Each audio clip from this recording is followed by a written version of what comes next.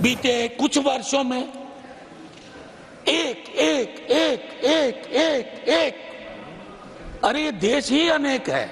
मैंने कभी कल्पना नहीं की थी कि पॉलिटिकल साइंस में अंडर ग्रेड में एडमिशन लेने के लिए बच्चा कोचिंग इंस्टीट्यूट में जाएगा। सर अगर रैप अप कहने कहिएगा तो यूं ही बैठ जाऊंगा। हालांकि उन मंत्री जी से मैं शिकायत करता नहीं हूं, क्योंकि जो उनका पोर्टफोलियो है उस पर वो कम बोलते हैं, बाकी विषयों पर ज्यादा बोलते हैं। अरे बड़ा सम्मान करता हूं, आपको पता नहीं है। बस वो हिंदू मुसलमान करते रहे, हम फिर भी सम्मान करते हैं। एनटीए को अरब महासागर या बंगाल की खाड़ी में फेंकिए, चॉइस इज योर्स। बीते कुछ वर्षों में एक एक एक एक एक एक अरे ये देश ही अनेक है, अनेकता में एकता। यहां भोजन की विविधता है, वस्त्र की विविधता है, क्षेत्रों की विविधता है, धर्म की विविधता है, इन विविधताओं और भाषा की विविधता है। इन विविधताओं के मध्य हमारे अप्रोच में विविधता का सम्मान होना चाहिए था, जिसका नीट जैसी संकल्पना, एनटीए जैसी संस्था उस संकल्पना को मैं समझता हूं उसके साथ उचित न्याय नहीं करती है। माननीय उपसभापति महोदय, मैंने सदन में पहले भी कहा, मैं दोबारा दोहरा रहा हूं, हमारे यहां अंडर ग्रेजुएट एडमिशन में दिल्ली यूनिवर्सिटी में कुछ दिक्कतें थी सर। काफी मार्क्स सीबीएसई का, अलग अलग बोर्ड्स का। अब क्या हुआ ना, हम एक अद्भुत मुल्क हैं, we throw the baby with the water. अब हुआ यूं कि हमने उसके बदले सीयूईटी की व्यवस्था की। अब मैंने कभी कल्पना नहीं की थी कि पॉलिटिकल साइंस में अंडर ग्रेड में एडमिशन लेने के लिए बच्चा कोचिंग इंस्टीट्यूट में जाएगा। सीयूईटी का मतलब हो गया कोचिंग के पितामह, कोचिंग का जन्म। अब देख लीजिए मशरूम की तरह आ गए। तो ये चीजें हमें सोचनी होगी। हाल ही में इसी सदन ने कोचिंग इंस्टीट्यूट पर विस्तृत चर्चा की है। मैं देख रहा हूं कि नीट को भी अगर हम देखें, जो मैंने कहा डाइवर्सिटी का सवाल। दूसरा सवाल एक बहुत महत्वपूर्ण है सर, अगर आप फी स्ट्रक्चर देखें, फी स्ट्रक्चर 3 ही मिनट था क्या सर? 5 मिनट था आपके? हाँ सर, बस खत्म कर दूंगा। ये वक्त का भी बड़ा विचित्र मामला है। 3 मिनट था आपका। जी जी सर, थोड़ा रैप अप करिए जल्दी।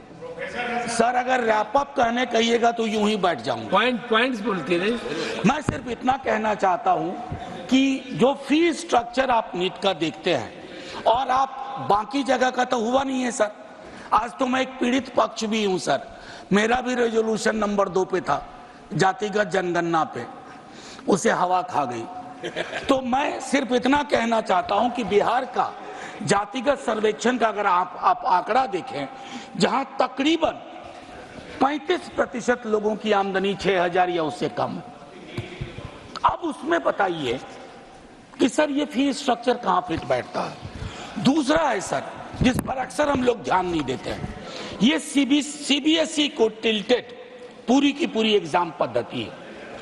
स्टेट बोर्ड्स की जो अपनी प्राथमिकताएं हैं उसका सम्मान इस तरह की परीक्षाएं नहीं किया करती हैं। और मैं आखिरी में कहूंगा कि हम सबको ये सोचना होगा कि ये विषय आज ही एक मंत्री जी थे, चले गए, उन्होंने एक बात कही सुप्रीम कोर्ट के ऑब्जर्वर। हालांकि उन मंत्री जी से मैं शिकायत करता नहीं हूं, क्योंकि जो उनका पोर्टफोलियो है उस पर वो कम बोलते हैं, बाकी विषयों पर ज्यादा बोलते हैं। तो हाँ बिल्कुल उनका फेवरेट टॉपिक है, मैं ज्यादा नहीं बोलूंगा।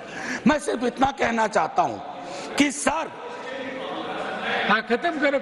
हाँ स्टेट प्रॉब्लम सर, बस एक चीज, अरे बड़ा सम्मान करता हूं, आपको पता नहीं है। बस वो हिंदू मुसलमान करते रहे, हम फिर भी सम्मान करते हैं। नहीं फिर भी सर आखिरी मत करो। हाँ। आखिरी आप अपनी बात बोलिए। आखिरी टिप्पणी कर रहा हूं सर, आखिरी टिप्पणी करने दीजिए। मैं ये कह रहा था कि इन विषयों पर आज जब सुप्रीम कोर्ट का हवाला दिया जा रहा था, सनद रहे, सुप्रीम कोर्ट ने बहुत बातें कही हैं, आप चेरी पिकिंग मत करिए। इतने बड़े पैमाने पे परीक्षा दोबारा ना हो। लेकिन यह भी कहा है, पटना हजारीबाग के बारे में, गोधरा के बारे में भी चर्चा हुई है। मेरा सिर्फ यह कहना है, माननीय सर्वोच्च न्यायालय के समक्ष सम्मान सहित इतना जरूर कहूंगा, आज के दिन में टेक्नोलॉजी जो है उसमें अगर पटना में कोई लीकेज होगा ना पेपर का, तो उसको हवाई जहाज का टिकट लेकर के गुजरात नहीं पहुंच रहा है, वो सेकंड में पहुंचेगा सर। इसलिए पूरी परीक्षा एक लेवल पे कॉम्प्रोमाइज थी। और मेरा मानना है कि एनटीए, मैंने मंत्री जी से व्यक्तिगत आग्रह भी किया, एनटीए को अरब महासागर या बंगाल की खाड़ी में फेंकिए, चॉइस इज योर्स।